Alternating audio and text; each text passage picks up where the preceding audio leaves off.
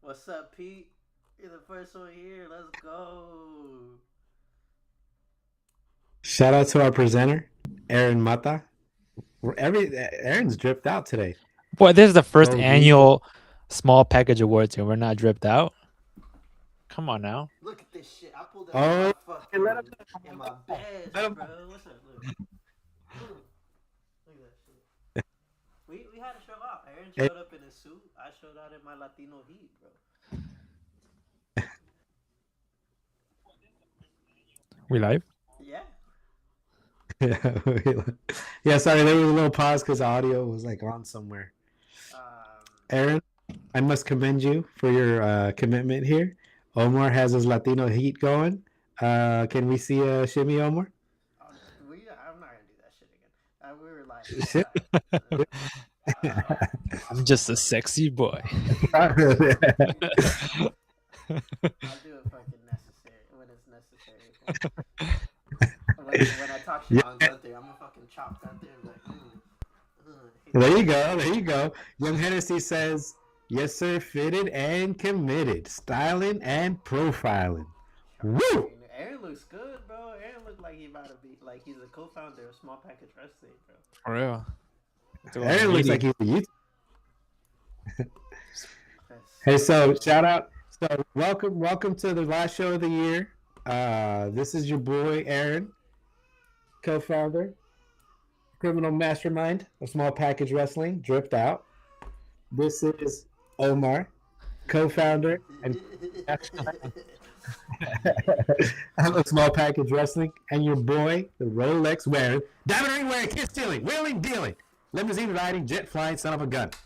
And I'm having a hard time holding these alligators down. Woo! Today, first annual Small Package Wrestling Awards, where we will be, what's the word here? What's the verb here? Honoring, prizing somebody, paying homage, respecting, tipping our hat to the best performers of the year, the best wrestling match of the year, the best female performer of the year, and the best. We snuck in a new category, and it's the best up and coming the golden wrestler of the small year, package. the golden small package. So, without further ado, are you guys ready to go? Happy New Year, Merry Christmas, and Happy Holidays to all our fans out there Thank y'all in for North the fucking America, support. South America, Europe, Asia, India. India. India, Shout hey, out. hold on. Shout out to our Indian fans out there, bro. Y'all are holding it the fuck Shout down, out India. bro. I appreciate y'all. Thank y'all. Keep liking, subscribing, all of that. We feel the love, and I We want to see visit. it. We see it, and we wanna visit one day. Let us know. Let us know. And shout out to our day ones, Petey, Young Yup. Hennessy. Y'all know who you are. Pete was the Shout first out. one on the stream. Shout out. First one here, number one, is what he said. Young Hennessy. Okay. Is there anything you guys want to add before we get going? Nah. I'm just pretty fucking I'm ready. excited. Yeah.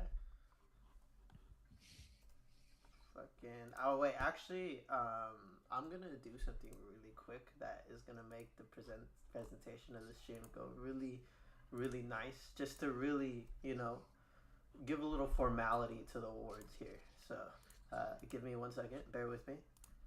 And Drum roll. there we go. To match Aaron, the fucking small package wrestling Lucha Lord has a suit now. So shout out to Gwex for cooking that up, and also the little small package award. Ooh, look at that shit. So there we go. Yeah, all right. So I guess we're ready to rock. Let's start out with the first category, which is match of the year. Who wants to start? I can go ahead, fuck it, because I made a reel about it, and I don't know how I felt about the TikTok auto cut version of it. But hey, if y'all liked it on TikTok, I appreciate y'all. It just felt a little, brain rotty for me. But Io Sky via versus Rhea Ripley versus Bianca Belair. For me, that's my first contender. And spoiler, it's gonna be my winner. These other two, although really good, I think don't really hold a candle to like the reaction as because we were there live, but also just like the in ring work. I was looking at pictures of that match, bro, and every picture of that match was like insane. Like they were doing like this crazy ass spot, like with all three of them mixed in. Like I said, just being in that crowd was amazing. I remember I posted something live, and I was like, dude, 5-star banger. And I guess Dave Meltzer said it was a 5-star as well, and then Sports Illustrated also had it as their match of the year. So I'm not just biting there. I was there live. I like smell other people sweat as they got excited about that match. So that was cool. And then the other one, same. I think it's a little biased because I was there. And I think y'all know I also posted the reel and lost my shit there. The Dominic Mysterio versus Penta, Finn, and Braun Breaker for the IC title. I think that match throughout was just an absolute banger. Really good spots. And then just I think the outcome of it was like one of the best WrestleMania moments I've been a part of, and also special because I was there, and I got to share 2 different WrestleMania moments with both Mysterio's Ray and then his son Dirty Dom. And then this next one is an underrated, a sleeper. It's from this most recent, I think it was a AAA event, right? No, it was the Javon Evans. No, it was Saturday night's main event. Javon Evans versus Leon Slater, and Leon Slater versus AJ Styles and Dragon Lee for the World Tag Team titles. I thought that was like super. Was it even for the titles?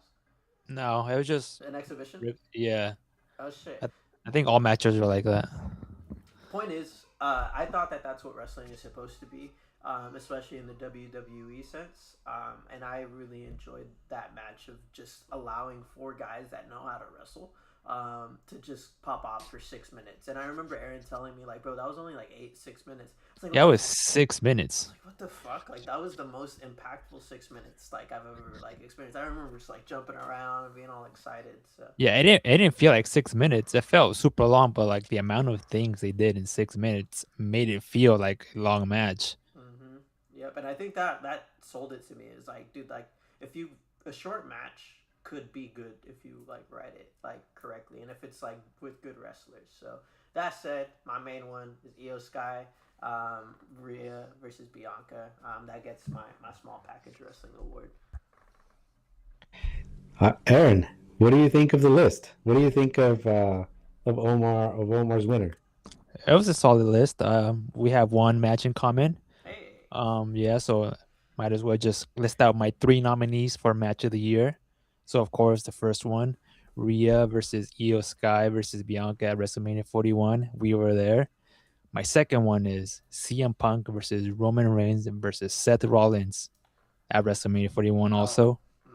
And my last one is John Cena versus AJ Styles at Crown Jewel. Now, this was tough. This was actually this list was between 2, and it was very tough. But my winner, which one?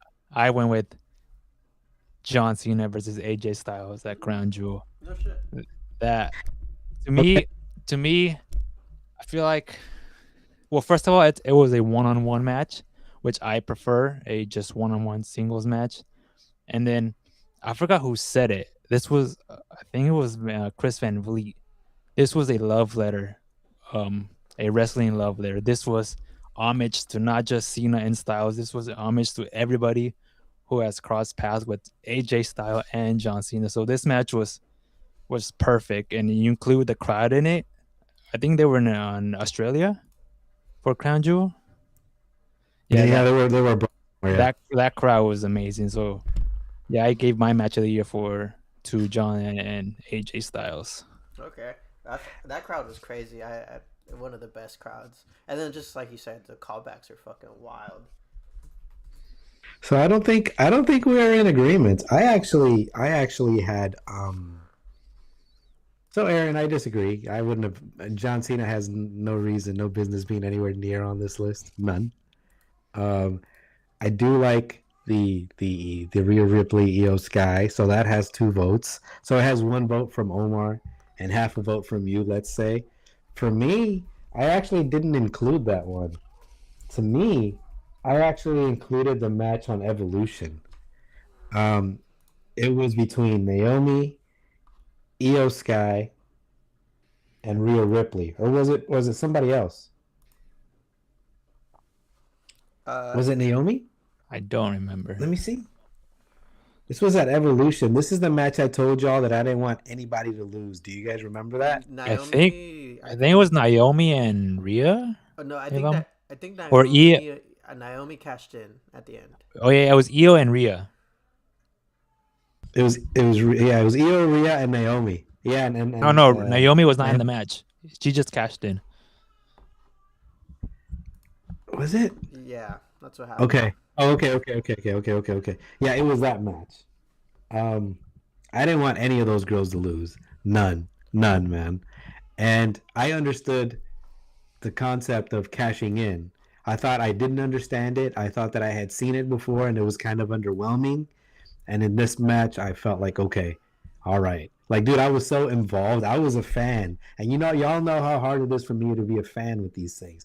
I was fanboying with that match. It wasn't the WrestleMania one. It was that one. I thought it was the WrestleMania one, the one that I really liked. And I really did like it. And I wanted to include it on this list.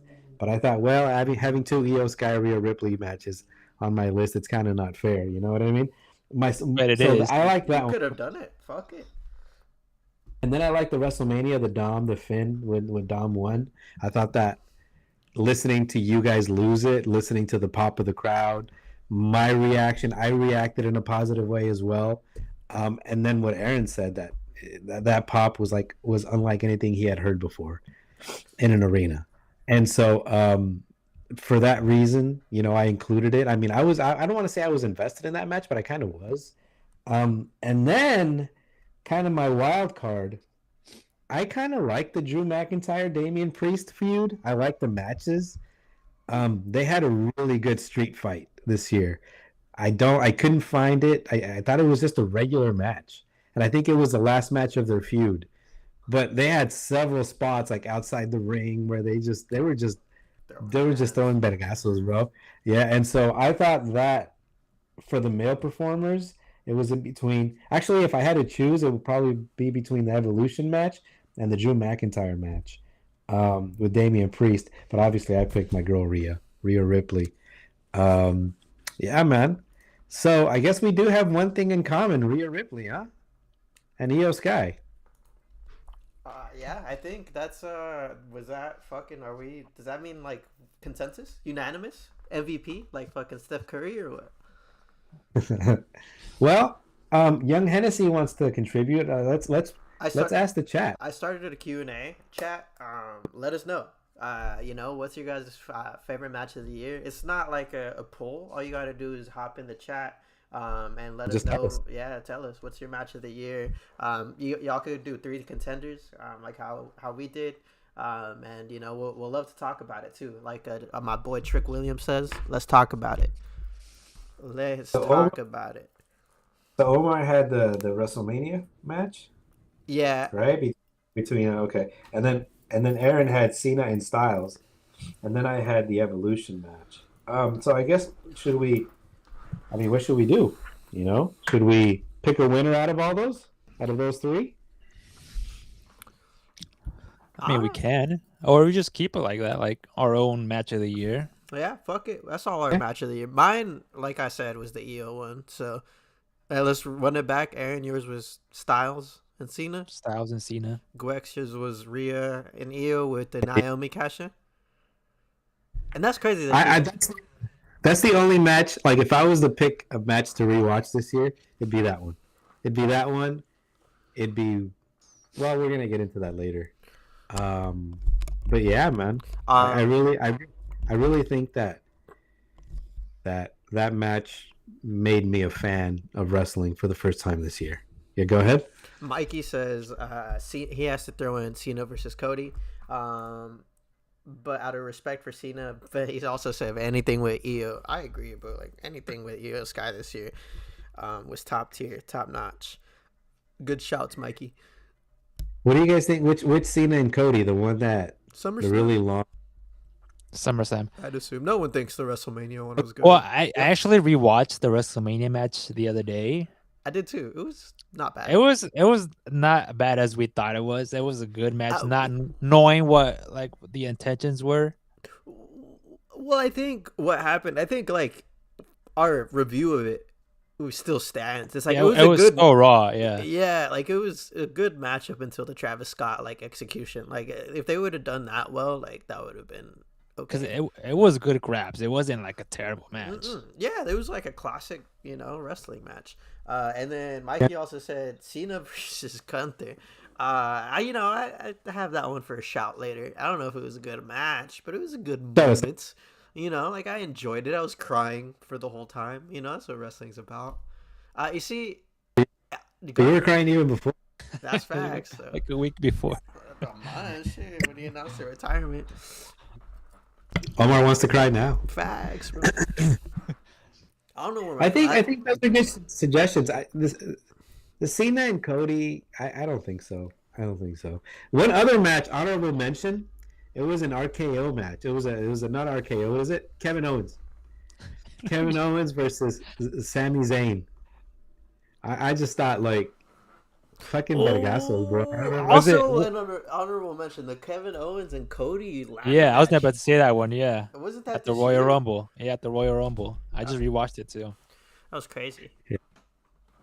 Yeah, so I thought Kevin Owens put on some bangers this year, but I couldn't believe the fucking brutality, bro, of Kevin Owens in that Sami Zayn match, and I couldn't believe like you fools like lusting for more. Like it was fucking insanity to me. One of the Juanito said, "Aaron, are you receiving an award tonight?" And I think we should honor Aaron. I hope so. I hope so. I hope so. I hope so. Aaron is the award. Su perra madre, who's taking Aaron home? Hey Juan, what do you think was the match of the year this year? Since you're coming in late. Yeah, bro. Well, let us know. We have a Q&A and shit. What's the match of the year? All right. Any other honorable mentions that you guys want to add in there? For match of the year, there was nah. I would say the Elimination Chamber, the men's Elimination Chamber. I thought I thought that was a good match. Even with the heel turn, like, that one was good. Like, that was one of the first Elimination Chamber matches I've watched in a really long time. And also, you think about it, who was in it? It was stacked. Banger, right? Absolute banger. Fucking Logan Paul was the worst guy in there, and it's like, why was he there? Like, why? Like, could have put fucking. I don't know. I don't remember the Elimination Chamber. I don't remember it. It's when John Cena turned heel. Juan says me versus Gwex in FIFA because you want to do your skill moves. Yeah, okay. That's a good match. Having to mediate between y'all fools with my toxic positivity gets tired. Dude, if somebody will make a horrible pass and Omar will say, "That was a good pass." I was like, "No, it sucked. It was a horrible pass." You do the same thing. Like, I'll be like, I'll do a terrible ass through ball. You're like, no, good idea. I was like, thanks, but no, that was just, good idea. That was just it was a terrible. good idea, but horrible execution. There we go. I just don't say the second part out loud. So somebody says, "Shout out to show us your shirt, Omar. Show us your shirt, bro. Like the people want to see it. What is it? Starts Latino? live and shit. No, and now do the little. Atta baby, atta kid. For the people. I lie, I cheat, I. Thank you, Seoul. Appreciate you. Hey, Siu, who's the match of the year for you? If you want to throw some names out there, or a match or a moment. I don't know, man. I think we all have some really good contributions, and I think we were not short. There was no shortage of options here. I actually wanted to include a couple of the Worlds Collide matches. And the Vikingo match was really good. I almost put that in my list. Yeah, I thought the Viking. I thought I saw that like a journalist like company put like that match as like one of the top. I mean, fucking. What was the Collide match with the Vikingo? Let me see. Well, my entire dream was for someone to tell me that, and it finally was accomplished. There we go. Do it. Well, I already did it, bro. I got my time in the sun. I was gonna tell my boy Canela. I was gonna tell my boys Canela's story, but nah. Do it, fool. Do it. so that people can understand, so people know what it is. For the culture. Heck yeah. Yeah. But if y'all want to find out our stream, like our matches of all time, check out our fucking origin story episode. It's our very first episode on YouTube. We talk a lot of good stuff about like why we got into wrestling, about our favorite matches, favorite wrestlers. I feel like this is a natural extension of that, so check that shit out on YouTube. If y'all haven't subscribed or followed already.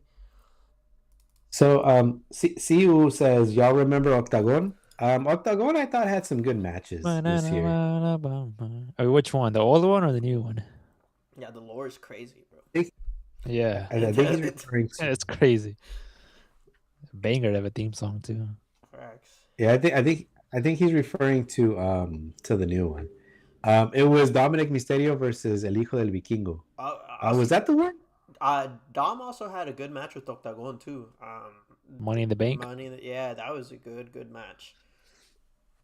And then Ricardo Gonzalez Espinosa says Omar with the pedo stash. All right, now. I was actually about to shave for this stream, but I was like, it's all right. I got a match like my boy Eddie. I was about to dye my hair blonde too. I can come out with the fucking frost tips like Eddie. He says the old one. Of course, we remember Octagon, the old one. I used to have that mask. No. I used to have that old Octagon. The Octagon? Yeah. The old one? Yeah. Was it La Bamba? La Bamba, yeah. Oh shit, for real? I don't remember. That's hella cool. Remember, yeah. So Octagon, actually, his name originally comes from, there was a Chuck Norris movie called Pentagon. And it was like a UFC, it was like a weird movie, like fighting one. And I guess that's where Octagon got his name from that movie. This martial artist kind of guy. Back in the 80s and the 70s, martial arts and like Bruce Lee and shit, they were like cool. So anyway, shout outs, honorable mention to still cool. Still cool. Has thrown vergazos. I guess. Still.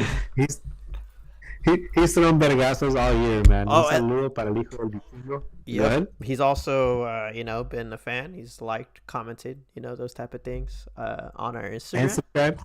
And I don't know about that one, but I hope so. Yeah.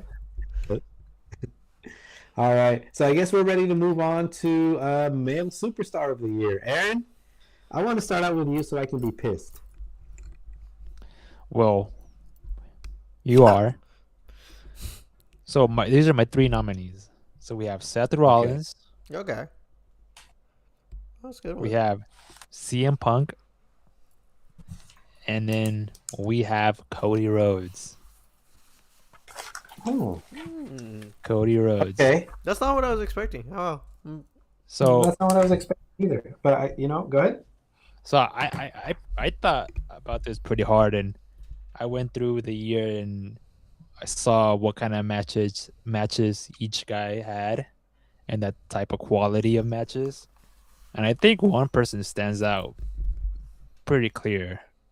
And my winner is Cody Rhodes. Like this guy, he's my male superstar of the year with, matches like versus Kevin Owens in the ladder match. And we just talked about how brutal it was to, this John Cena feud to, Drew Mac. Like this guy does everything. He's the, how do I say this? He's that today.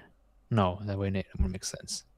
He's the version of John Cena for this generation. He's doing everything, not just in the ring, but outside the ring. How many interviews have you seen him done? A lot of them. A shitload. Yeah, I tune in to I think I read somewhere he did the most Make-A-Wish this year out of like anybody, any athlete, any celebrity. He did the most this year. So to me, is like it's about the inner ring, but also what you do outside the ring and how you present yourself. So to me, Cody Rhodes is male superstar of the year. There we go. All right. So what do you think, Omar? Nah, I'll let you I'm go just first. glad. I'm starting a poll real quick, so I can't fucking talk and do that shit at the same time. So Uncle Gio says, "Sup, little ninjas." What's Says, up, Uncle Cody. George?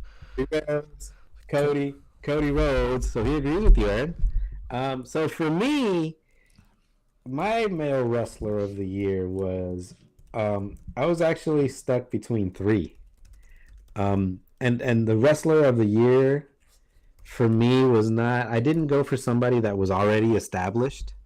I went for somebody um, that's already established but made an additional jump. Is what I'm saying. Like he wasn't new, but he took it to the next level. You know what I mean? And for me, honestly, it was between Dominic Mysterio, Omar, and Aaron, which you probably did not expect. No, I I mean, yeah, expected it. maybe. El Hijo del Vikingo, I thought, because, and I'll tell you guys in a minute. And Omar, El Grande Americano, Oh, the new one. The Was not new. expecting that. the new one, El Grande Americano. Now, I'll start out with Dom. Y'all know that I was critical of his ass. I wanted more from him. I didn't think I was gonna get it. I thought he was living in his dad's shadow, and he still kind of is. Oh But no, I no, thought no. this year, but I think this year he definitely took a step forward. I think this year, I think winning, I wanted him to win at WrestleMania, but then seeing him perform with La Triple A and the reception that he got in Mexico from our people, um, I thought was fantastic. And then El Hijo del Vikingo, he's so disliked. He's so unappreciated, bro. He's so hated on, and he's fantastic. He's fantastic. But what I really the reason why I want to call him the superstar of the year is because he completely accepted, and he's like a heel now, Mm-hmm.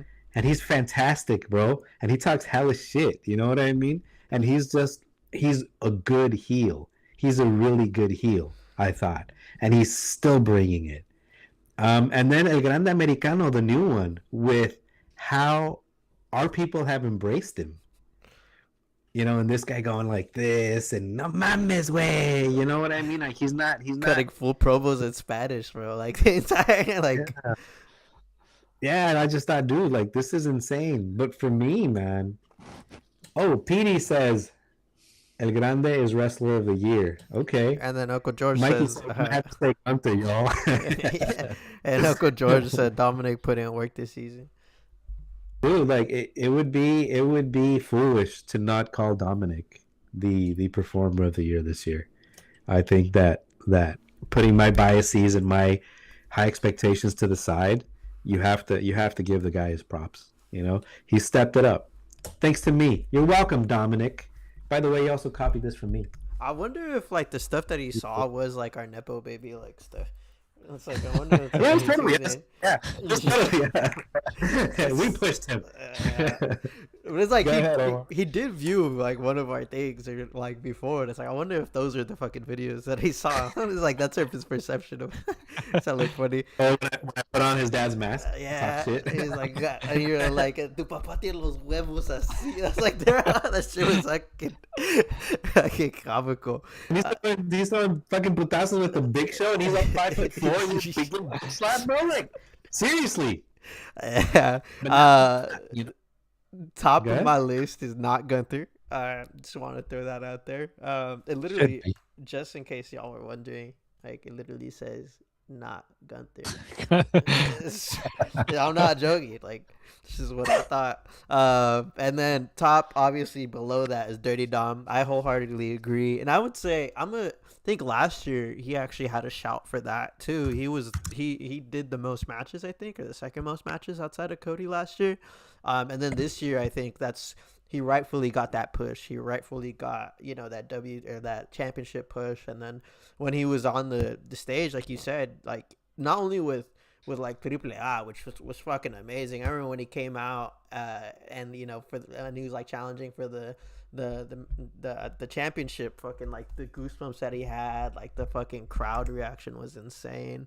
But also like he held his own against John Cena and like other guys, and like had a really good feud with Penta. Had a good feud with different people. And made that IC title something that is is coveted, you know, and I think that the IC title depends a lot on who's holding it. And I think that like he made it, you know, important again. And that for me is my number one pick. My other two were kind of just filling in you know the gaps because I didn't really see anyone else. But oddly enough, I would say John Cena, because of the impact that he had this year, from the announcement of his retirement run until the very end. I don't know if that impact could be matched ever again. And I think it would also be foolish to say and to not. There we go. To not highlight like how groundbreaking like this was, you know, like this retirement run, like and like the bro, like we talked about it for so long, like at how much engagement, and you know, like all of that stuff, and you know, Juanito agrees with Aaron, the fact that Cody is male superstar of the year and Dom is performer of the year. And I think for me, that's why John Cena, as well as Cody, with like Juan's comment of talking, like doing it inside and outside the ring, is why John Cena is for me a pick for this. Is because like people outside of wrestling will remember his retirement run. You know, like wrestling will be changed forever because of this. Like wrestlers will finally have a positive out instead of, you know, like, you know, having not an exit plan and, you know, kind of just fading into obscurity. So I thought that that was kind of cool. And then my third one is Javon Evans, just because every single match I've watched with Javon Evans has been an absolute fucking banger. I don't know if he's capable of having a bad match, and he's so fucking young. He's only like 20 something, bro. And like I don't know, like I get chills talking about that fool because it's like the way he moves in the ring is insane. Like he's bouncy, bro. Like that's the perfect. Like he's just fucking bouncy with an emphasis on the B. Like that will just whoop, and then I think he's the future. So yeah, those are my fucking three picks. Dirty Dom is my, you know, like wrestler of the year. And John Cena, I think this impact will stand the test of time, and we'll be talking about this for I'm gonna talk about this shit until I'm 90, until like I'm on my deathbed. Like, I remember when I saw John Cena's retirement match. This shit was crazy. No, I will, bro. That's gonna be the one thing that my fucking mind will remember. This fucking John Cena tapping out. That's how I'm gonna tap out. When death comes knocking at my door, I'm just gonna smile. When you're 125, you're just gonna smile. Yeah, and I'll remember John Cena. So, what do you guys think of that distinction that Juan just made? That there's a difference between a performer of the year and a superstar of the year. I think that's actually an interesting distinction. What do you think, Aaron? I don't know. How would you say they're different? So I think it goes into what WWE is one of the only people that calls their wrestlers superstars, and it's because of it's an entertainment thing. Like that's the difference, and like we've seen it, Aaron, when we've gone to shows between AEW and WWE.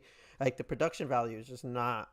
It's just not there. They don't care about it, right? In AEW, but in WWE, it's they're about being stars. They're about, you know, being out in the public and all of that bullshit. So I think Cody does that better, and John Cena does that. Like Hulk Hogan used to do that before he was a racist. Like, you know, go out there and kiss babies. Or I'm quoting Batista right now. I'm not saying this. Okay, I'm not saying this. I'm quoting Batista. Go out and kiss babies and hug fat chicks. You know, that's what Batista said. Like that's what I'm quoting Dave Batista. That's it. But like that's what a face does. You know, and like not everyone is capable. Unfortunately, Eddie, like he wasn't the WWE champion for long because he felt like he wasn't capable of doing that, handling the political side, of handling all of this stuff. So I think that's the distinction. I think WWE is different in that regard because like other promotions don't necessarily focus on that.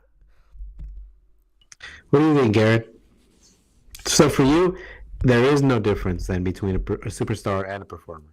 No, I feel like in order to be the top, you have to have everything, both. Like you can't just have one and call yourself the best.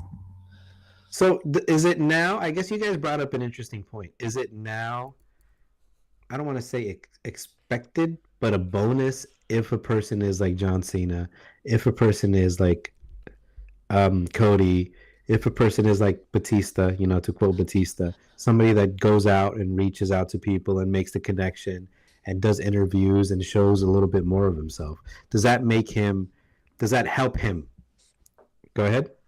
It's not expected from anybody, but if you want to be considered the GOAT, like that's the blueprint. You got to do everything to be considered, be part of a Mount Rushmore, be called the GOAT. Like, it's not just entering, like I said earlier, you have to do absolutely everything.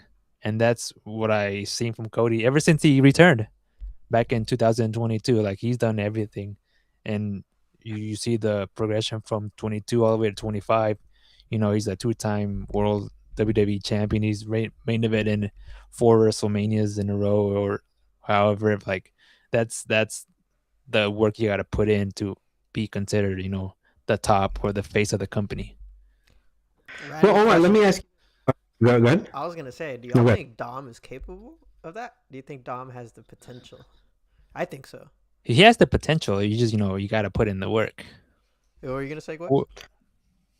Go ahead, Aaron.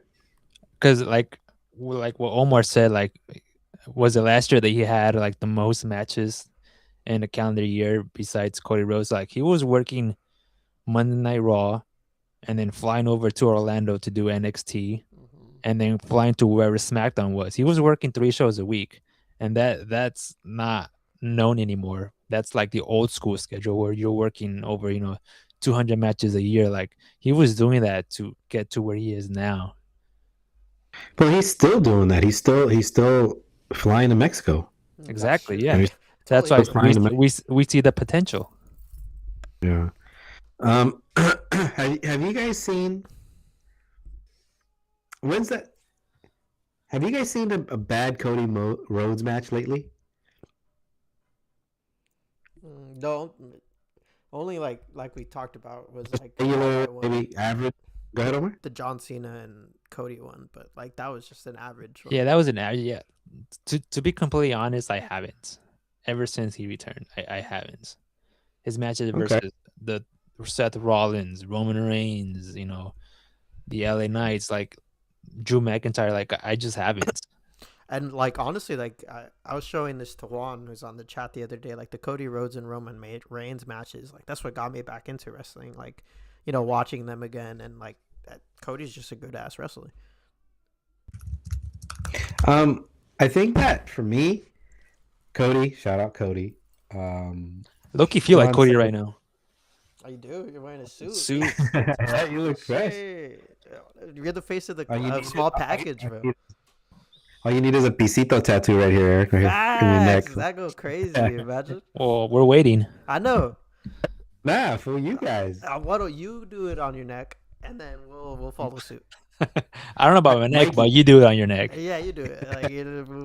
Like Cody did. We're waiting for Mikey. Hey, so Seul says Batista one of the GOATs. You think that would ruin my chances of being a politician if I get a pisito tattoo on my neck? No. No? And some say it would help. So Juan says, well, I think you can second best performer with Miles Beyond and outside or the ring and still be a male superstar. Okay. All right. That's a good point. Okay. So for me, man. Seal, hold on. Also said Batista, one of the GOATs. I agree, bro. Yeah, that's why I just want to do that. Yeah. So I think for me, man, Aaron, I don't know why I didn't think of Seth Rollins. For me, I think he's my favorite male wrestler, Seth Rollins. I think his introduction is the best one. The song is the best one. And also I think his in-ring performance is just outstanding. Every match I see him in, it's a banger. And so, okay. So who is the... Guido needs to get it first. Hey, not you too, bro. Yeah. So, who do you guys think? Who did we say? I said Dom. Omar, who did you say? I said Dom. That's my. Okay. And Aaron said Cody Rhodes. Okay. So I think we got some good choices here. So, I think if we were to vote, I think Dom takes it. Chat, what do you guys think? Yep, chat. Let us know. Pete said El Grande. Uncle George said Dominic put in work. Juan said Dom Performer of the Year. Cody's male superstar. And then Seal said Batista, one of the GOATs. I agree. And look at Aaron, bro. He's making sure he's looking fresh at all times. Look at this. Always, bro. I love to think that hopefully you got that suit specifically for this. Like, I had, hopefully, you know. Like, yeah, I got this like 2 years ago. I'm like, one day we're gonna host an award show for our podcast. I just want to be ready. Yeah, here we go. And this is just the first of many. Or you're gonna get hired for the Secret Hervis, and you're just gonna have to roll with that. The Secret Yeetvis. Remember with those fucking sunglasses? The Yeet. There you go. My pajama All right. bottom. Hey, now see, these guys need to give me guide. Show me how to do this. How to get the tattoo here, the Pisito tattoo. He says I need to get it first, and I say, nah, you guys do. What do you guys do? Would it kill you guys to take initiative here? How about the oldest takes initiative?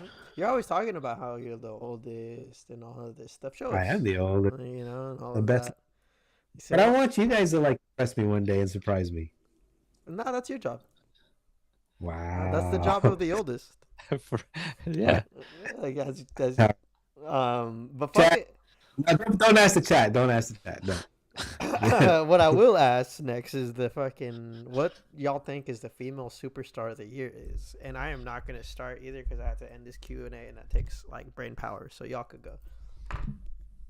I'll go first. Aaron. Yeah. So these are my 3 choices, my 3 nominees, that 3 that came to mind. So first, I have Becky Lynch, Io Sky, and Rhea Ripley. And to be completely honest, I don't have one. I've been thinking about this all fucking day, and I can't choose one. Because I can easily say Rhea Ripley. We all know why. We seen her in the ring. I can easily say Io Sky. Like, we seen her fucking fly off a cage with a trash can off her head. And Becky Lynch, just her promos, I say it's one of the top not in WWE, and just in the wrestling industry in general. Like, her promos, like, I don't know. I feel like they're just top notch. So, if I had to pick one, I would choose Rhea Ripley. Oh, there we go. But then again, like I any of these ladies could have won easily. I think. Go ahead, Omar. No, I was just gonna agree. Rhea Ripley, and I like your whole list is perfect. And what I really wanted to say is, like, I feel like the reason why it's so difficult is because the bar for the women's wrestling is so high. Like, there's so many fucking good performers out there, and they've been holding it down for WWE. So I think that's why you struggled, maybe. So who are your nominees, Omar? Or you're not? Oh, mine? Or you're not... Yeah. Mine's Io, Rhea, and Roxanne.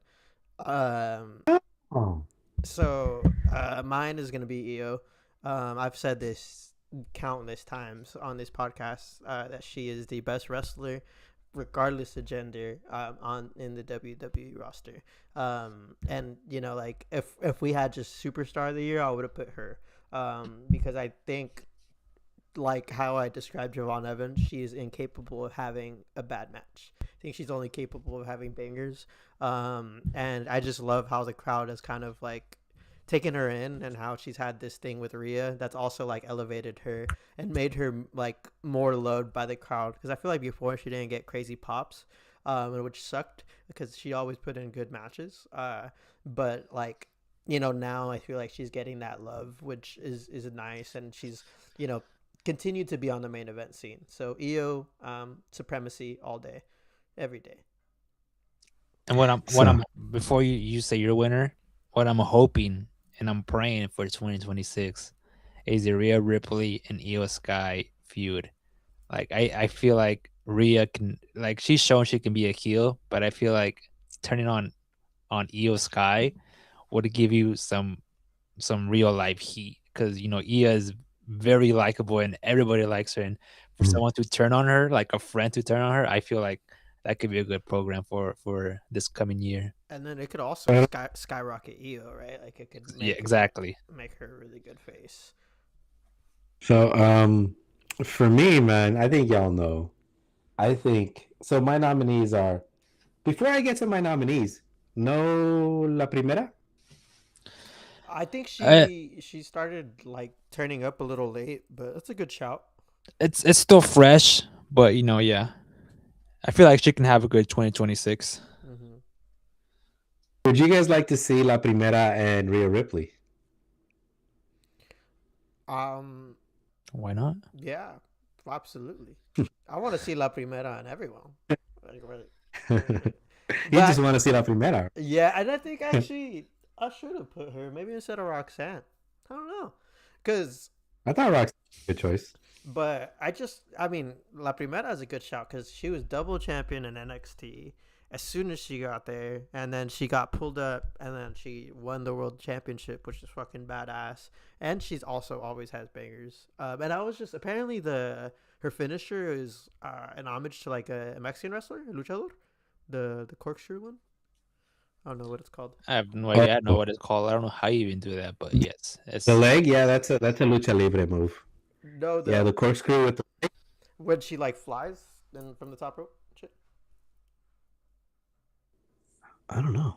Oh, the finishing. Yeah. The finisher. Mm-hmm. Yeah, that's a fucking banger, bro. Yeah.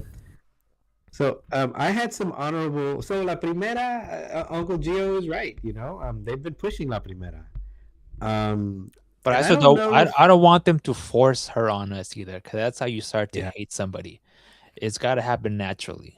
I feel like the pace she is on now, it's a good pace. Well,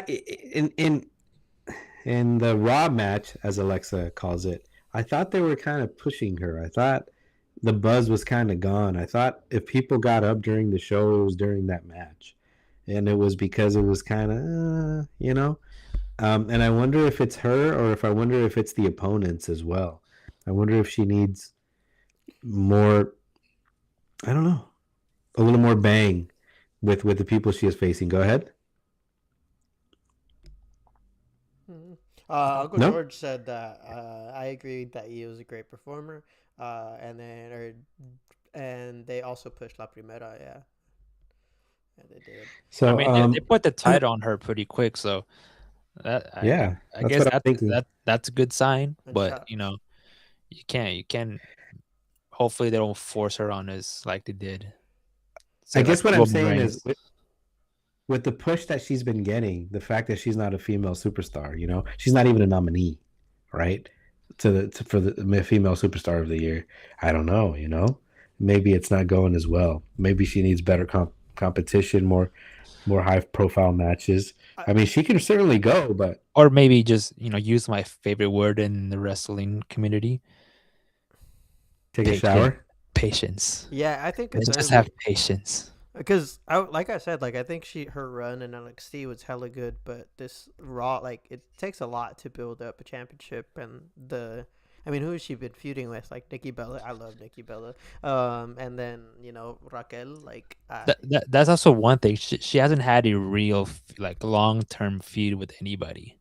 Maybe if she feuds with someone Anybody of consequence. very established, like Rhea Ripley, where she can show what she got, then maybe that's when people can start gravitating towards her. yeah, I think I that's kind of want to see her against Liv Morgan, because Liv Morgan can go. Rhea Ripley, And I think ahead. like I saw similar things with Io when they were first pushing her. Like Io didn't get any like fanfare for a really long time. Like she would have bangers, and like people would just not care. She would come out and like it would be like crickets. So I think like it's just gonna take some time for people to warm up to La Primera. Like our people love it, but if you go to fucking Wichita, Minnesota, like do you think they're really gonna fucking care like about La Primera? I don't know if that's a real. I don't give a. I just came up with a fictional fucking play. You get what I mean. You go to fucking like this random spot, Wisconsin. yeah, like fucking. If you go to like Indiana, bro, like, do you expect a large pot for La Primera? Like, I don't, like it's gonna take some time for different audiences and different crowds to warm up. But you know who does though? Like not mattering where in the country they are, they can be in LA, they can be in the middle of nowhere, but the person who always gets a pop, no matter what, is Penta. Oh yeah. They can be in Kansas City, they can be in fucking the whitest town, Idaho, and people are doing this. That's something that I've noticed, that anywhere he is, he's getting a pop. You know what? I should have put him as my male superstar of the year. Fuck it, bro. I missed it. I'm fucking retracking. I think, and that's I have him for one of my things in the future. But yeah, but that's a good shout, bro. Penta, I think, is a fan favorite and needs to be fucking pushed. They need to fucking like take advantage of that shit and give him a good world title run, and like just push him, bro. Let him win an IC title or something at least. Like shit. I feel like y'all got any more of those? Yeah, that was me, bro. It's like, y'all got any more Latino world champions? Like, like we're fucking fiending out here, Triple K. Like, we need some representation, bro. Like, I like that shit.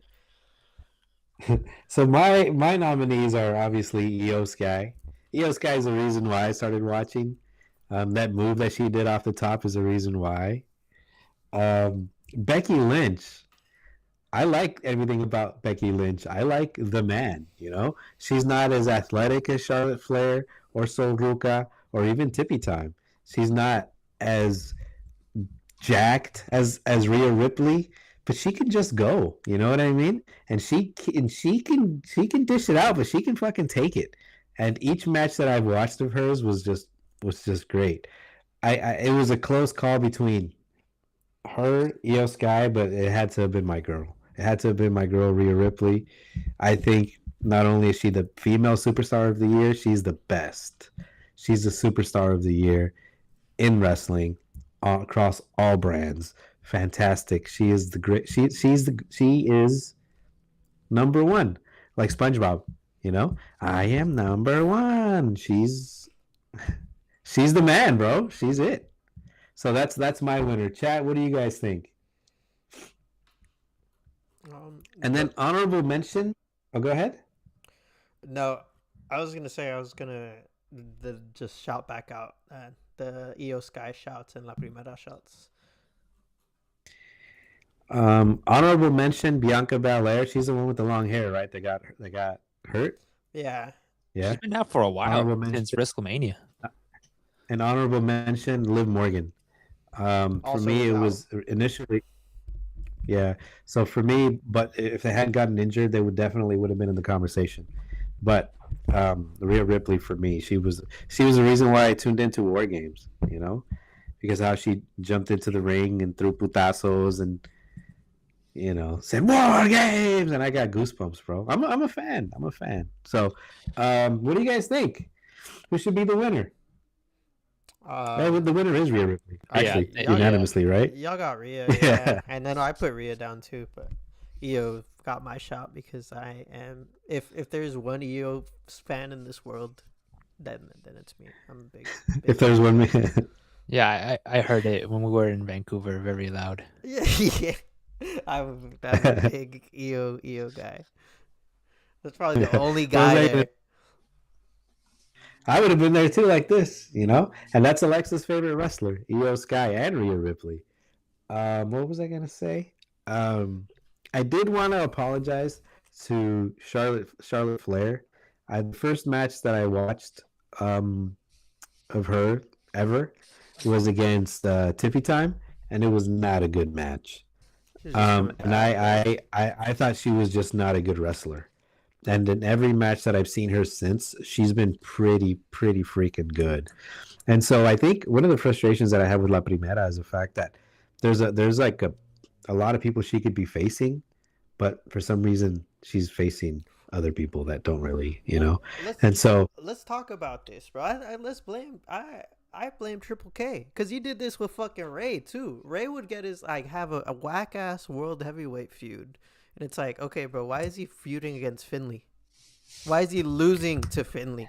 Have some respect on Finley's name. On Finley, man. But like, they had My fucking name is so many Finley, people, and I love the fights.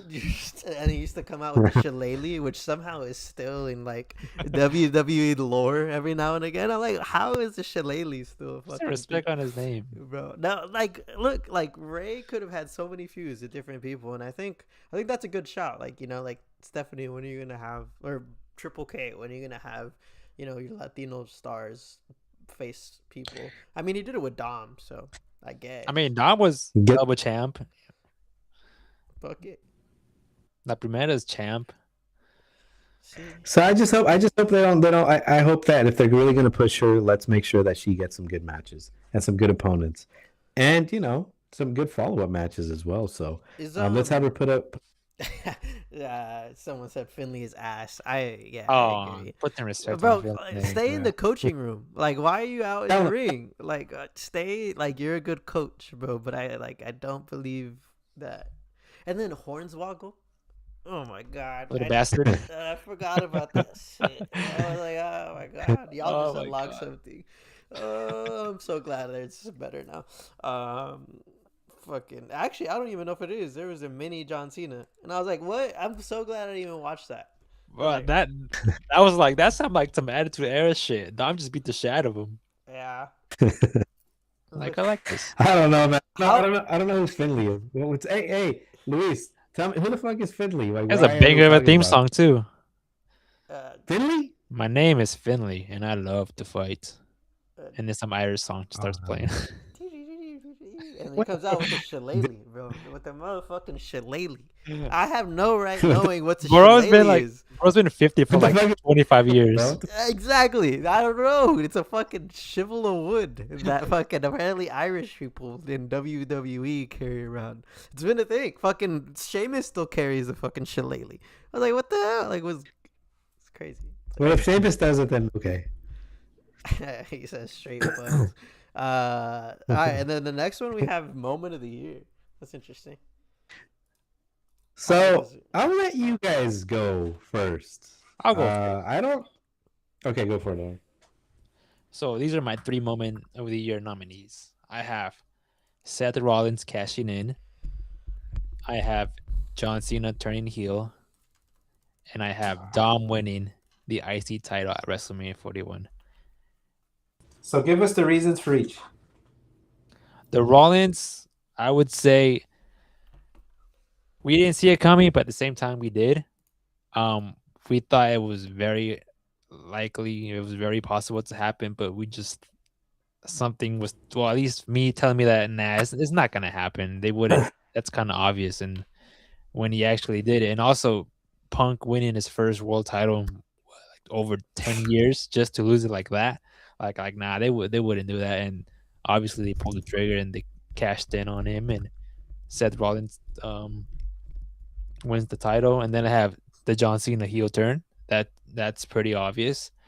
We definitely didn't see that coming. And then this third one, I'm kind of biased because I was there, and we talked about this on right after it happened. The Dom winning the IC title, like Wedo mentioned earlier, like that was the biggest pop I've ever heard ever in an arena, and that was a stadium. And just imagine over 60,000 people just going fucking nuts and singing "Dirty Dom." Like, I feel that's actually my winner out of the 3. Him winning the title and seeing the reaction, hearing Omar scream on my left side, fucking crazy. Like that was the best for me. Dom does it. And then before Omar goes, I want to mention something that I heard at the Raw match, as Alexa calls it. The people behind me, people all around me. Dom can do no wrong. But go ahead, Omar. He can't. Yeah, he's the go. Spoilers. That's gonna be mine. It's the one on the top of my list. I think that's what wrestling is about. Like I've talked about my previous moment with Ray winning the title at WrestleMania, the World Heavyweight title against Kurt Angle and Randy. and I saw that in my living room, and that was like such a beautiful moment because that was the first PLE I ever fucking got to witness, and I got to see his son do that same shit live at WrestleMania in a dream that I never thought, covering with this fucking podcast, sitting next to my cousin, like that was like a dream, and like the pop of, like Aaron said, like I don't know how many people, and like just my personal like appreciation for Dom on this podcast and before that. Like I fucking told y'all that he was gonna win that shit. Okay, I did, and he did it, and he was deserving of that push, and I think that's like the moment of the year and probably one of my all-time moments of wrestling history. Like the fact that I was there can't be matched. And like Pete said, I was there for Dom's IC win. Like in the future when he's the 18-time world champion, I could say like I was there when he won his first IC title. And yes, Dom's gonna be the one that break John Cena's record. I don't fuck it. I'm throwing it the fuck out there, bro. Very possible. He's young. They got it. He got the John Cena approval. My other two is Penta's debut. I thought the anticipation and just the joy and the promo that he cut during it, the match that he had with Chad. Where is Chad Gable? Good question. He was injured, but I think he's returning soon. Okay, hopefully with it. Better gimmick, but that Penta debut and like just him after was amazing, and that promo I think I just watch regularly. It was such a good fucking promo and a good reminder that like Mexicans will and lucha libre will always be a part of wrestling, and it should always be at the top of the wrestling chain, and I think that was kind of cool, and I also have just John Cena's retirement tour just in general, and if I had to like pinpoint one thing, maybe two, was the face turn at SummerSlam when he came out with like his original entrance, and then just the retirement match in general, like the whole Saturday night's main event, it being like an exhibition and the hype for it, I think was something I don't know if I'll ever experience again. I don't know, unless it's like Rey Mysterio, and I don't know if they'll do that big of a program for him or someone like Dom. So they should do that big of a program for Rey. Fuck it, bro. He's the GOAT. And also something pretty cool before you go. Something pretty cool is that Penta debuted in San Jose, which is to me is pretty cool. And you're there, bro. That shit. I was there. Oh, that's dope, man. You've got to experience some pretty cool moments this year. For me, I thought the Naomi cash-in was pretty cool because I understood it. The Seth Rollins cash-in, Alexa still asks about that. Why was he pretending to be hurt? Why? Well, why would he lie, Dad? So she's still. Maybe she'll think about that. It's mind boggled. Why? Yeah. Why? I mean, if he was hurt and then he wasn't, like, why would he do that? Why would he betray my trust? And then I think for me, it has to be the Dom. The Dom. Just, I was excited for Dom. It was really cool hearing the reaction from the audio that you guys captured. But then hearing my brother's excitement going, yeah, yeah, I thought that was, for me personally, the coolest moment. Shout out Dom. Dirty Dom, bro. And then I loved when he ran like down the fucking thing and then ran back to the fucking like ring. He was like, nah, bro, I'm gonna go back. Like, that was dope. I remember Finn was like, what are you doing? But he didn't give a fuck. You know what I mean? Luis says if they do one for Rey, we should plan a trip. Hey, man, I'm down. Small Package Wrestling says I'm down. I guess we're all down. He's spoken for all of us. So the collective of Small Package Wrestling, we know that Aaron more than likely of all. I'm waiting. He's down. I'm just waiting, man. So if I speak for Small Package Wrestling, it's more than likely our representative Aaron that is going. Bro. Well, I was gonna say, dude. In Guadalajara, they have wrestling every Tuesday, and it's called Noches de Glamour. I'm fucking waiting, bro. Hop on that plane. Oh, there you go. Why did you have to wear the Green Bay Packers little Nicky? Go Pack Go. Does it have cheese in there? Maybe.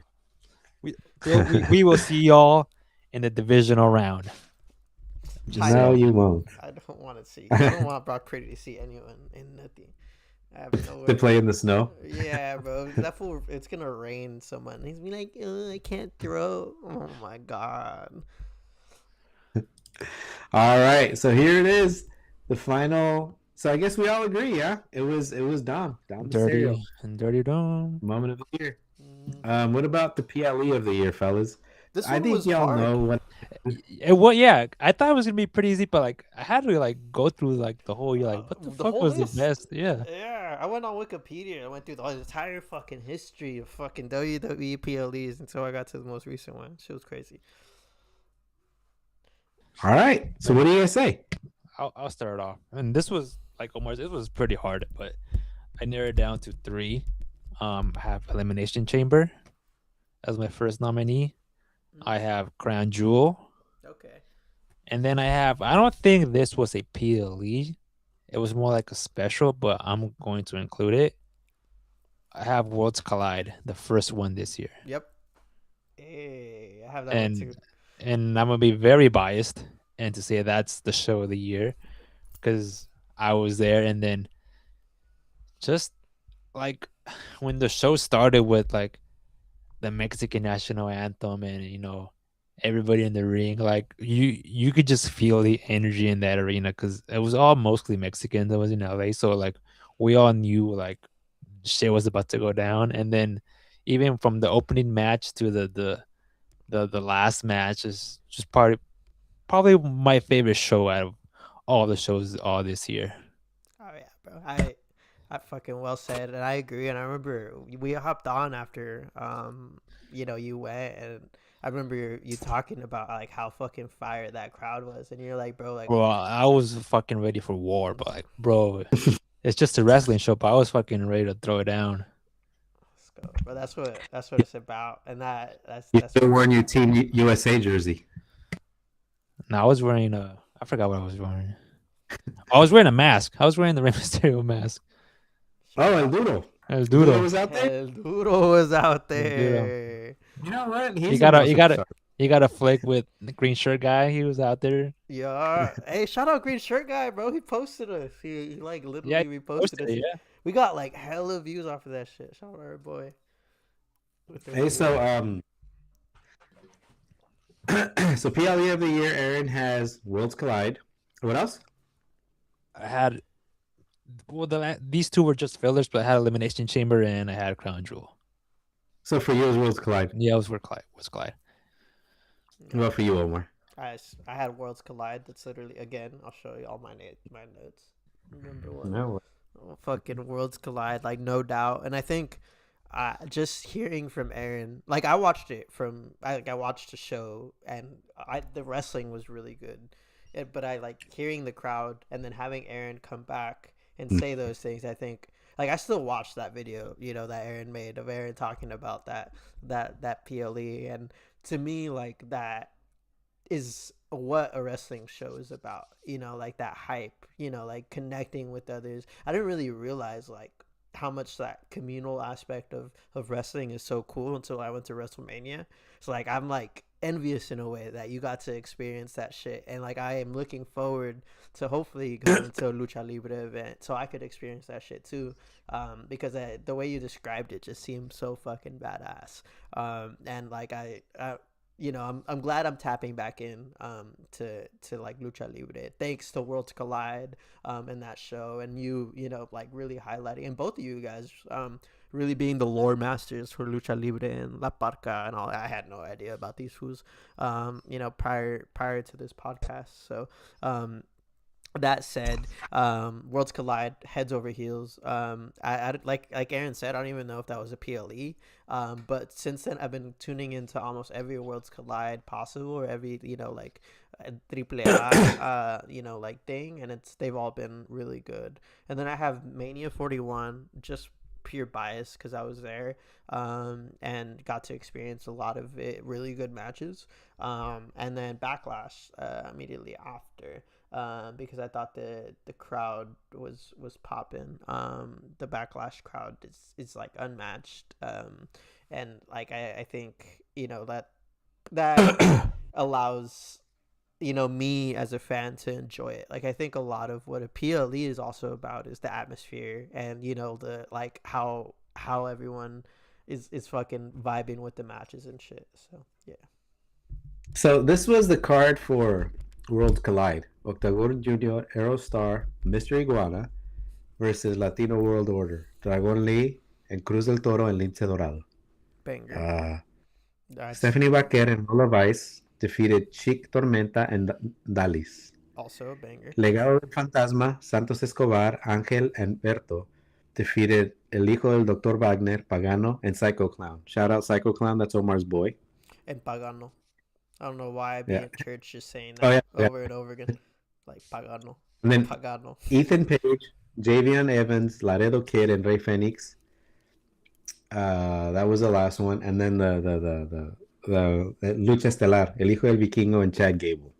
I thought that was freaking outstanding, that match. There was nobody that we knew. That was my first time seeing Mr. Iguana. I was like, who the fuck is this green guy carrying around a fucking Muppet? And then next thing you know, I'm in love. I love that guy. I fucking love him. Like, it makes no sense how much I love that man.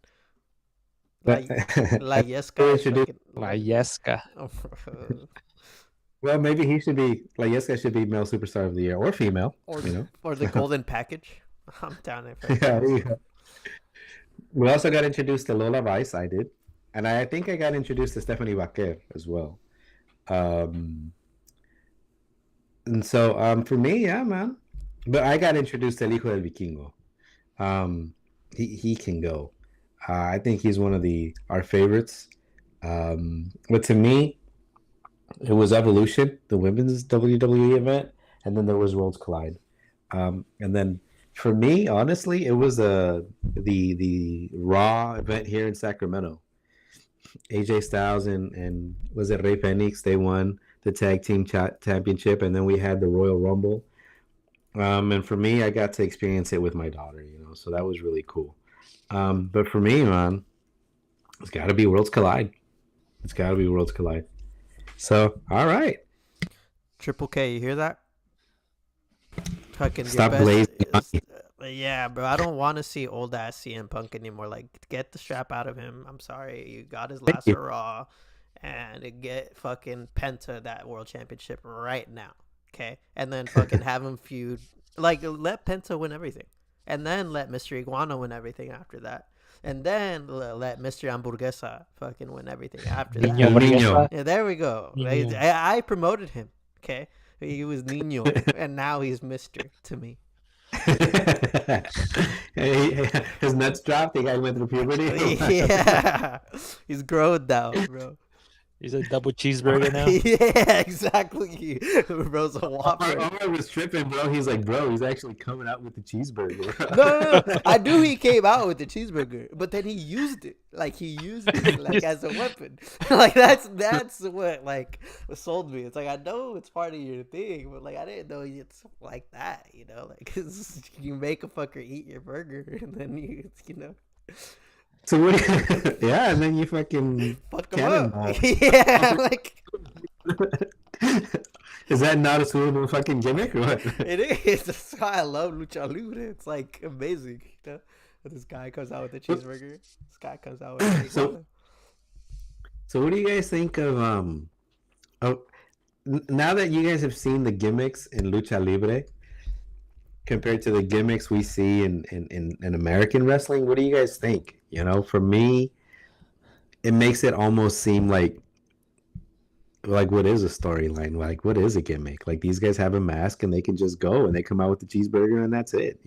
They come out with a little Muppet and that's it. The little puppety. Yeah. Go ahead. I mean, that's how I got into wrestling. Like, my first time watching wrestling on TV was Lucha Libre. I remember, like we mentioned, Octagon coming out to La Bamba, fucking La Parca coming out to Thriller, and dancing in the ring like that. Those are my first memories of wrestling, and I kind of like the how we have different options. You know, we have lucha libre. It's more fun, high spots. You know, we can enjoy that. And then we have WWE, a little more serious, more like more theater, more drama. And then we have like New Japan Pro Wrestling. It's more putazos and elbows to the face. Like we have so many options that like we can just enjoy and watch wrestling.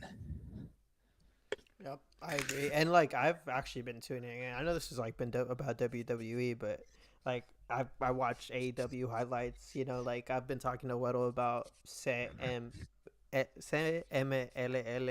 and like you know like all these other different promotions. Aaron's mentioned New Japan Pro Wrestling. Like I think that's the cool thing about where we're at right now is like we could tap in and hopefully you know for the next year we could start tapping in a little bit more into these different things like we already have. You know we've gone into lucha libre and you know different things like that. I feel like Weta would love New Japan. Like he loves I haven't seen- all he talks about is putazos. That's all you see there. Strong Like style, bro. It's the amazing. strong style. These are real kicks to the fucking chest. Like every Mhm. year they have a New Japan show in San Jose, and I know nobody. I know zero wrestlers, and I still go and see like the best show ever. When is it like, this year? You see? They haven't announced it for this year, but they usually have it in January. Every year they've done it for like the past 3 years. Like I've seen, you know, Will Ospreay perform there. I've seen Shit. Mercedes Monet. I've seen the top, you know, top Japanese wrestlers that you know are big stars over there. Like this is good wrestling too. Yeah. You know what, man? Maybe we should go. We'll tap in. You know, when is the show? They haven't announced anything yet. Hopefully they do have one next year. But yeah, these are a must go. And it's cool because Alright. it's not like a big arena either. It's like at the Civic Center with like 3,000 people, so it's very intimate too. And you'll see the difference in the crowds. You know how lucha libre is very loud and you know cussing at the wrestlers, like you're just having fun. WWE, you know, you're just like you're part of the show, and Japanese is like it's like a more polite. Like you'll be watching the match and it's like it's quiet, and then something cool will happen, and then they'll clap. Like it's a very different experience, but it's very fun too. That's interesting, man. That's very interesting. I think I've seen some highlights of Japanese wrestling, and I noticed that too, that it's quiet. That's exactly what. It's very weird at first. Like we so used to like being loud and cheering, but like you can hear a pin drop in the fucking building. Like it's a unique experience. It's good graps. It's good putazos. Yeah, that's all. Yeah, pretty much. Well, the chant of the year, the chant that I've really appreciated with wrestling this year was "Esto es lucha." When I watched AAA, you know, or Worlds Collide, like "Esto es lucha," or when they yell at Dominic Mysterio, no, "Peso pluma." I don't know, man, it's pretty hilarious. Fuerza Regida was actually at Raw, I think, the other day or something. Yeah, they've been to the Worlds Collide show too. Apparently they're WWE fans. Who would have thought? Who would have thought? And then fucking Dom has his own fucking corridos now. So fucking shout out, bro. We out here. That's my corrido. Like I'm living vicariously fucking through Dom. If anyone wants to make a corrido for me, go for it.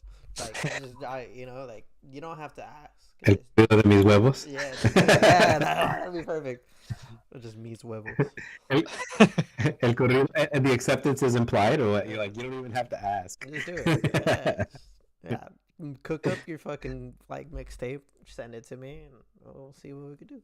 I'll play it on the podcast. All right, and the Golden Package Award. This is for the up and coming wrestlers, and since this was Omar's suggestion, I think he should go first. Who do you suggest, Omar? I had a 3-way tie, but I'm just gonna choose one of these guys. It was Trick Williams, Javon Evans, and Oba Femi, and I think Oba gets a push for me just because I want him to hopefully get like a Brock Lesnar type, you know, like as soon as he touches the main roster, he's winning a world championship. Because if you look at Oba Femi, he's the type of superstar that WWE wants to push and likes to push. He's got the body, he's got the style, comes out You know, like this and Oh. shit. There you go. Like the There you go. ruler, and like it's just perfect, bro. He could cut a good promo. He could have a good match. He had a banger of a match with fucking Cody, and you know what? He was dominating Cody, and he looked good.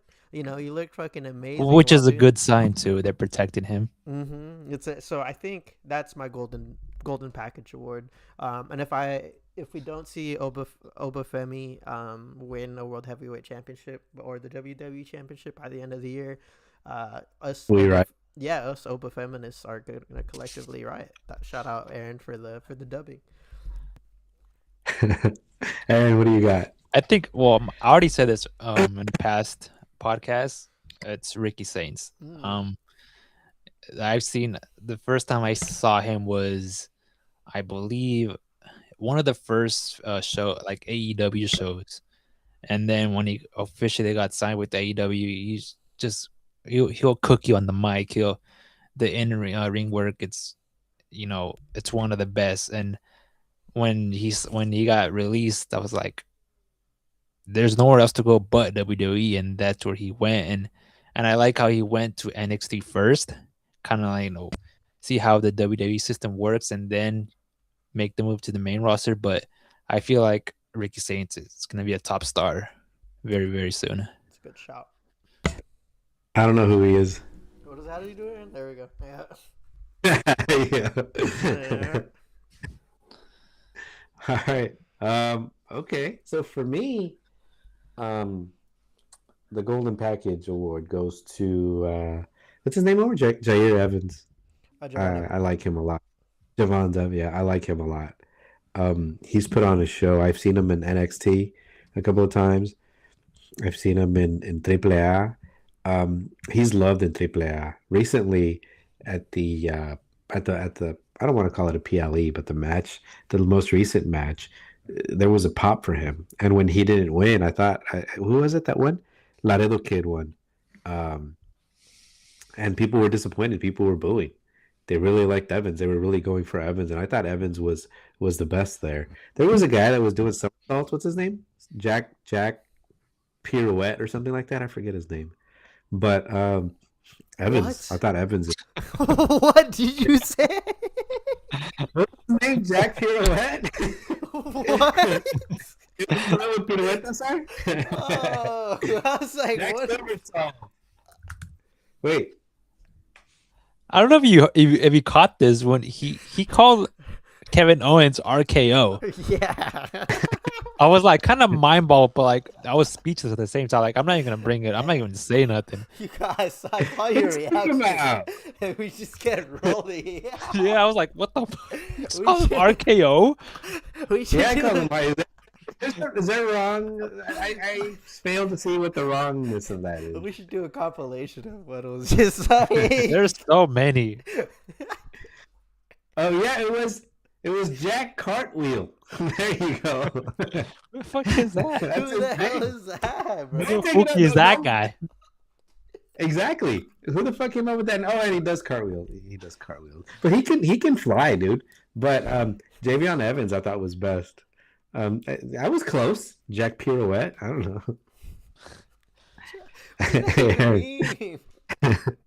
Pirouette? You don't know what a pirouette is? No. It's an aerial maneuver. It's a what? It's an aerial maneuver. Oh. Type it in. Like a. I don't even know how to spell that. Yeah, like what? How do you even say it? Pirouette? Pi- Like a. I'm not even gonna. It's not my fault. You're fucking pirouettes. Pirouettes. like a flying aviation maneuver.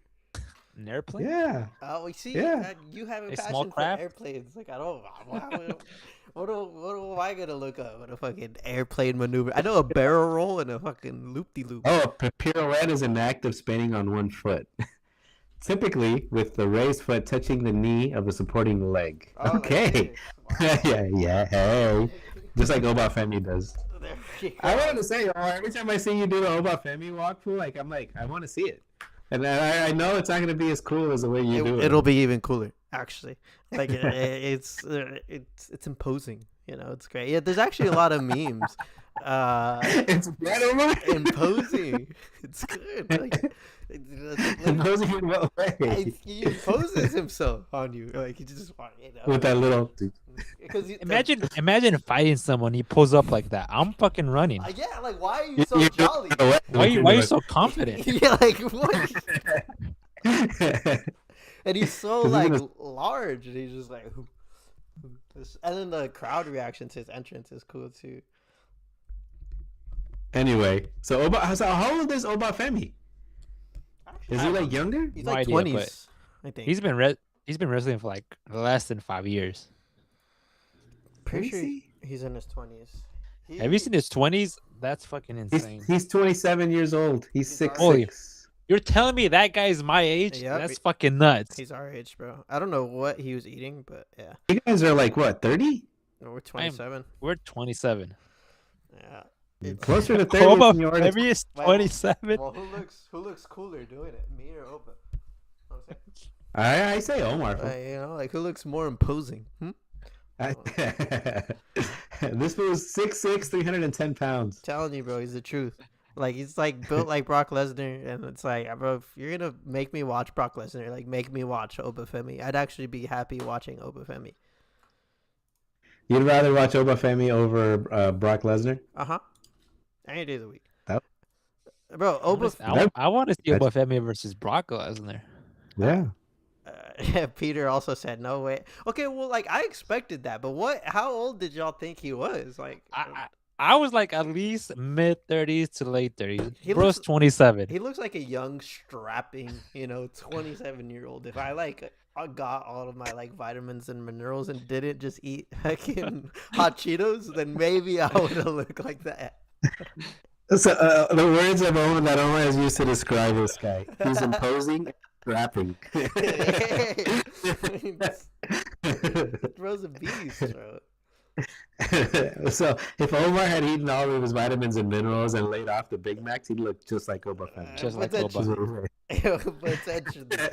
It would have been Cody Rhodes versus Omar at fucking Saturday Night Main Event. The only thing stopping me was my love for hot Cheetos, guys. Like, imagine. And my chicken legs, as me and Whittle say on our bike rides. If we have regular legs, I would have been unstoppable. Guys, imagine. I was already a fucking black belt and a national champion in Taekwondo with tiny legs. Imagine if I was Obafemi size. Oh my god, it'd be crazy. Like, Omar actually said that. He's like, dude, if we had regular legs, it'd be over for these bitches. Obafemi versus yeah, that'd be Shout out, crazy. Pooh. So who do you guys want to see excel? We have a couple more minutes. Who do you guys want to see excel this year? Who do you guys want to see get pushed? Just like emotionally, just like not tied to anything logically. Who do you want to see get pushed? Give me Dom. Just give me everything Dom. So you want a heavy dose of Dom? Like I want to overdose. Yes, yes. I'm down. Fucking just give Okay, me Omar. Dom in my veins. So if Obafemi is imposing and succulent, or what'd you call him? That's succulent. That one was you. That one was you. You call him no. What'd you call Strapping. him? He's a Strapping. strapping young How would you lad describe- of 27 How years. would you describe Dom? Dom had a similar diet to me. You see, he only ate chicken tenders, and look, we are built the same. Like like it just. But he made it. He made it. Yeah. Dom, I think, is he's dirty. There's no other way to describe Exactly, it. It's just He's but dirty. dirty in the best way. Like I mean that in every term of endearment. I think that was actually a name that the people dubbed him. Like he was like Dominic Mysterio before, and then he just became Dirty Dom because He went to jail. he went to He jail. went to prison. And then like Dom is my alter ego. Like I've told y'all before, that's how I want to show up to work. Okay, fucking ungroomed, long hair, fucking just having like life at my fingertips with a fucking WWE championship there. And then during a meeting after I talk, just go, and then just flex on foods. Like that's what Dom is. Not Exactly. Like, and then like tell old people at my job, like, nah, like, or like anywhere, like, nah, bro, I'm the truth. I'm it. That's what Dom is. Dom is hijo de mami y papi. Like me. That's who he is. Shit. It's Fifi, you know. If that what it This takes. Hey, if Dom's that, so is Cody. Well, fuck it. I mean, like, I'm okay with one of us being a nepo baby. About goddamn time, if fucking a Latino is a nepo baby. Feels like Outside of Dom though, Roxanne, I think she needs to win the Money in the Bank and win a world championship. I think if they push her to the main event, similar to La Primera, she could do really well. And she's a really good in-ring performer, and I think probably one of the best grapplers, if not the best grappler, in the women's roster. And she could go with anyone. She's like tiny, but like that don't matter. She could fucking go. She could dish it, as Waddle likes to say, and she could take it. So. I'd like to see Sol Ruca. I thought that what I've seen from her was pretty dope. I'd like to see more Penta. I think in more meaningful matches. I would like to see. I know AJ Styles is retiring, but he's been performing, or I don't know if he is, but he's been performing. Like he's been doing really well, and the reception he gets from the crowd is pretty cool. I'd like to see. If you think that, you should watch, 2016 AJ Styles, 2017 AJ Styles. That he's been good his entire life, his entire career. I was actually gonna put him as one of my male superstars of the years instead of Javon Evans, but I just feel like he hasn't been in like that many high profile things. But I mean, I don't know. I think AJ Styles really impressed me this year because I didn't know if he could still go like how the 2016 or the 2017 AJ Styles, especially since he came back fucking jacked, bro. That was like crazy. I don't know what the fuck that fool was doing on his vacation, but yeah, him and Randy, bro. I don't know shit. All are like juiced to the gills now. But AJ could go.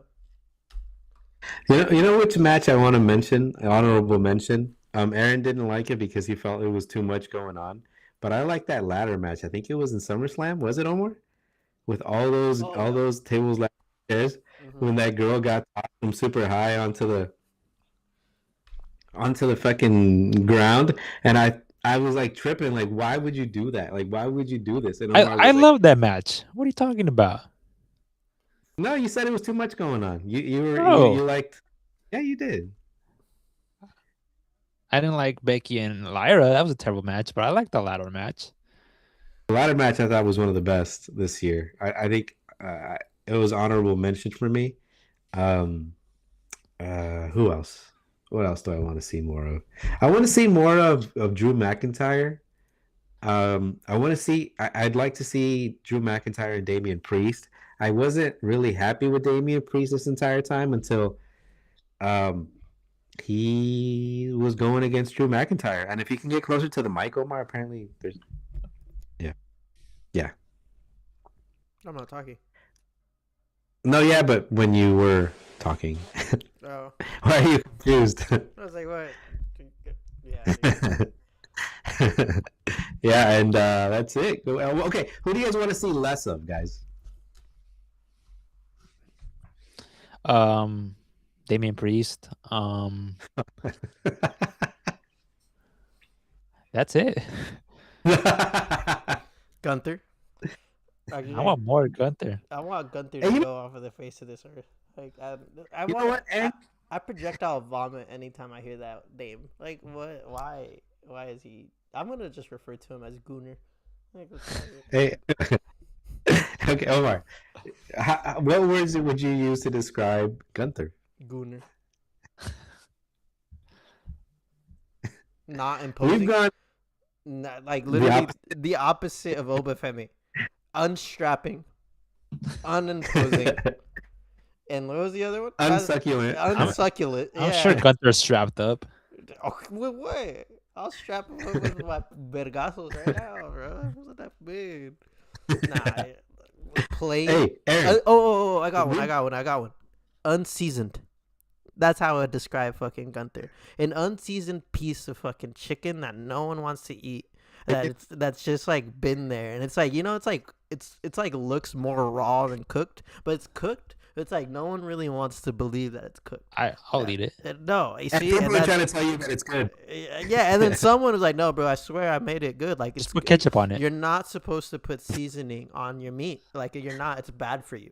Yeah, like you're not supposed to put anything. Just put ketchup on it. That's what wrestling. That's what cooking is. If you just like can eat your unseasoned chicken that's like flabby and not good and like has hella like not good like cartilage and shit. Like that's what it is. Like that's what Gunther is. Like no one wants to watch your wrestling with ketchup and raw and unseasoned. Okay, I want my wrestling con pinches. Look, pinche Latino heat right here. That's how I like my fucking wrestling. that's in a fucking a little bit of spice way, like a little bit of fucking personality. And then like he came out with the T-shirt, and that was perfect. That's Oh my. Could Gunther ever do what Eddie Guerrero does with the shoulders? If he does, I will projectile vomit. And if he does, I'll be happy. Actually, like you did something valuable. You did something of substance for once in your life. Like like he's been doing more heel stuff and like letting his personality go. And I think that's it. Just be this normal dick. Don't come out here and try to be a bitch ring general. No one wants that. Like no one wants ring general. I do. Like I like the gimmick of I made John Cena tap like a little bitch. Keep going with that. Like don't come out with a trench coat ever again. And if you do, I will rip that trench coat to shreds. Aaron, we discussed the best moments of wrestling, and not once did his name come up. Not once. Not a match. He was not nominated for anything. Except for like the last Cena match, but and then Seal, our boy, says less Logan Paul. I agree, bro. Less division. Look, that's not the Vision. I fucking love the Vision. Who's the Vision? No one knows. No one knows. It's not 2020 Vision. They would have not been able to be a pilot. Like there's no Vision there. Why do you love the Vision, Aaron? Tell me, because I don't see it. I just like heels. Homer's already pissed. Aaron. I like how people get pissed off. For example, like I love that. But it's like, okay, I get it. That's it. I understand the psychology of the heel, but why be a spray tan? Like this is my biggest. Oh, it's a spray tan. It's a spray tan thing. It's like Gunther is a robe thing. It's simple. It's simple. Look, you fix one little thing and they're decent, But like, why does Austin Theory, as soon as he joins the group, get a fucking spray tan? Maybe that's the uniform. That's a shitty uniform. Are you looking up his spray tan? Bronson Reed, Logan Paul, and Austin Theory, and Paul Heyman. Bronson Reed and Braun Breaker hard carry that. And Austin Theory. I think if you get anyone else except for Logan Paul in there, it's good. Dom in that. I want Dom to just be by himself. Yeah. That would. I need Dom off the Judgment Day. I think the Judgment Day should not be a thing no more. I feel like Finn needs to go out on his own and do great things. Liv should go on her own, like Roxanne. Like everybody should just go on their own and just do their thing. And not rely on other people. I saw an AJ Styles and Finn Balor reunion potentially for the little Bullet Club. So also no mention of CM Punk, like at all. Aaron did mention his the World Championship win and the cash in. Well, I think it was the cash in. Yeah. I mean, they've won it all already, so. Punk last year would have had a good shot. I think his year last year was much better. And also he was injured for, right after he returned too. Yeah, but his feud. I'm just glad. Honorable mention since we're doing those. Drew McIntyre. I think if you would have put him in division instead of Logan Paul and have him be the leader, that's perfect. But even I need Drew by himself. I need Drew to finally win a world title. You think he's winning it off Cody? If this is not it, then when is it? They have to do it. He's been chasing it for fucking years. Like I think it's time. Will you be upset if he does? No. Well, yeah, because I think it's time for Drew. If you're looking for a new heel or a new face of the company, I feel like Drew is very capable of doing it. Mm-hmm. I'd rather have Drew than Gunther. Oh, Yes, I think you would, Aaron. I I actually brought that up. It's like if Drew would have ended John Cena, that would have been better. Like anyone, but I mean, hey, The only thing is that they're trying to push Drew as a heel, but he's just very like people like him. It's very hard. it's like a Dom situation. Yeah, so Like yeah, with Gunther, like people actually hate him. Like we seen him get chased down by people into his bus. Like he has real heat. Drew is like a heel, but like people do like him and do want to see him, win championships and all that. I don't see what's wrong with that. I mean, make him the champ. He has a following. He has a support. So, that's a good point. So, Drew McIntyre, I would like to see a little bit more of Damian Priest. I thought he did good. I thought he did well enough to earn a little more screen time. Aaron does a hard shaking of the head, very aggressively. Anybody else, Aaron, you'd like to see?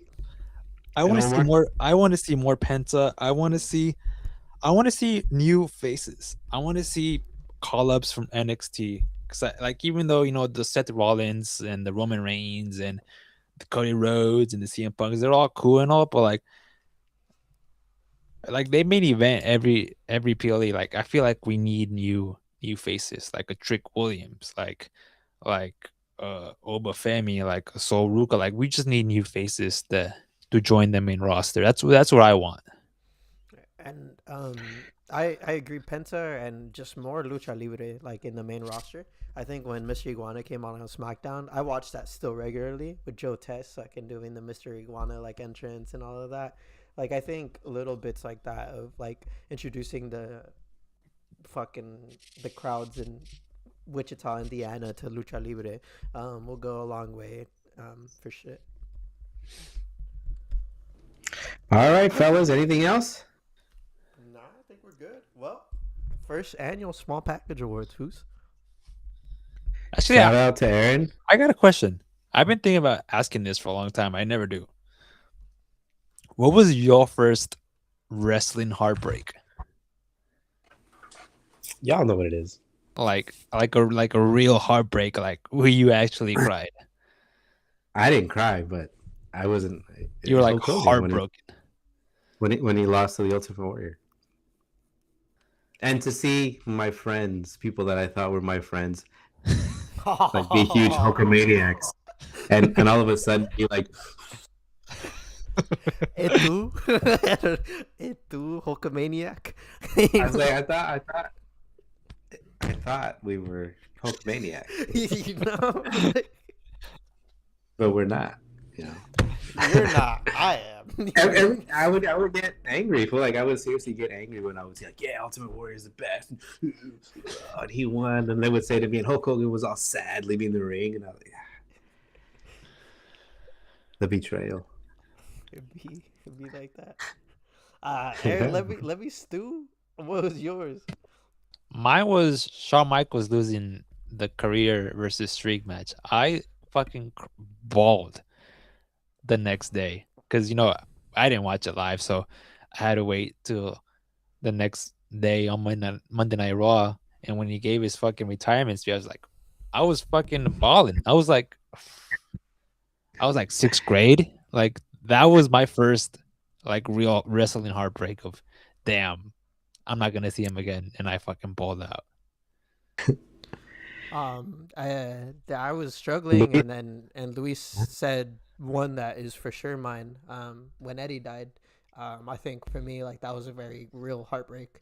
My voice is getting choked up because like I was a fan at that point, and I watched that show. I saw Batista cry. I saw all of these guys. I saw Vince McMahon go out there and say, like we're honoring Eddie and all of that stuff. Like that's why I wear the shirt to this day. That's why I'm a wrestling fan. And like I experienced real heartbreak. I experienced real grief that day. I didn't know Eddie, but like people at my school used to be like, "Hey, is that your uncle?" And I would say, "Fuck yeah, that's my uncle." And like people genuinely, I hope they genuinely thought that, and I still have that connection, with Eddie and Ray and Dom, and prior to that, I remember. Just on a not heartbreaking thing, him losing to Ray would piss me the fuck off, bro. Like I was such a big Eddie fan that I hated Rey Mysterio when he was feuding with him, or like I hated him. Like I absolutely hated Rey. And it wasn't until he passed away that I became a Rey Mysterio fan. So I remember like, you know, him losing various times to Eddie would always, you know, get me hella fucking mad. Also, the Chris Benoit one. Well, the thing about I don't know what. yeah, that was just tragic, man. Yeah. I I just think wish that I just wish growing up I watched SmackDown because I didn't really watch it. You know, You're like missing out, bro. yeah, I was a hardcore Monday Night Raw, so I didn't like. I would sometimes watch it, but like I don't have the same connection, you know, Omar has with Eddie. Like, yes, I'm an Eddie fan, but like I don't have that real connection because I just didn't watch until I got older, and then I know you learn about the Big Five on SmackDown and all that. Just watching DVDs and YouTube, like that's how I learned about how cool SmackDown was back then. Dude, I that's what I grew up on. Like, it makes me so fucking happy now that they have a legendary status, like that they're known as a SmackDown 5, because those are my wrestlers. Like, I couldn't watch Monday Night Raw. It was on a Monday. I had a bedtime. You know, like Friday was when I could watch it. You know, like and you know Eddie was there, Ray was there, Kurt, Edge, fucking the Undertaker, bro. That Batista at some point when he switched with John Cena. John Cena prior to that, like that SmackDown roster was fucking stacked, bro. And none of them were the faces of the company. You know, like all of them were just good ass wrestlers. So yeah, nah, I it's something I'm very happy that I got to watch, and you know I think that's why I love just good wrestling, just classic good graps of like high flying stuff, is because I grew up watching Kurt Angle. You know, I grew up watching RVD, like Eddie, all these guys, just go at it Friday nights and put on bangers. You know. Yeah, man, it was good stuff. All right, fellas. Well, I guess that's it, huh? There you go, Omar. There you go. All right, fellas. Well, on behalf of Small Package Wrestling, happy holidays, happy New Year. May 2026 be fantastic. May you have healthy salud y trabajo. Shout out to our day ones. Shout out to Luis, Juan, Petey, Young Hennessy, Richie, Uncle Gio, our North America fans, South America fans, Mexico fans, Europe, India, Asia, everywhere. Taiwan. We really appreciate you guys. Indonesia. Taiwan, we really appreciate all of you guys. Shout out to Aaron. And shout out Good. my girl too. She's been a day one, watches every single stream. So shout out her. She's watching right now too. And likes every single post, which we appreciate. And repost, yeah. Gets the algorithm up. She's also a day one. And shout out to our total 941 fucking people. How many? Have 941. That was yesterday. I don't know if you subscribed yesterday and today. I apologize, but you're not part of this count. But 940 fucking one across all of our platforms. That is Spotify, Podcast, Apple Podcasts, Instagram, Twitch, TikTok, and YouTube. Shoot us a fucking email if you want to collab. You know what I'm saying? We're open to that shit. Or you just want to fucking chat on email. Who cares? And then fucking, yeah, get us to 1K. You know, we're almost at 500 on both Instagram and YouTube, and almost at 300 on TikTok. So you know, give us a like, subscribe. We make shorts from these, you know, lives, and then Aaron goes live to shows pretty regularly, so check out all of our content. And we got some things planned for y'all this year, so we're excited. We're excited. We're not ready to spoil that quite yet, but I'm excited. I know Aaron and Omar are excited. And we're in this, man. We're in this, man, and we mean business. And in the words of Aaron, to the moon. To the fucking moon. Thank y'all. Happy New Year. Stop streaming. Stop recording. I have a client meeting at 4, fellas. So. Timing for just tell them you have another client meeting right before. All right, fellas. I'm gonna hop off. You're meeting. I'll take you guys later.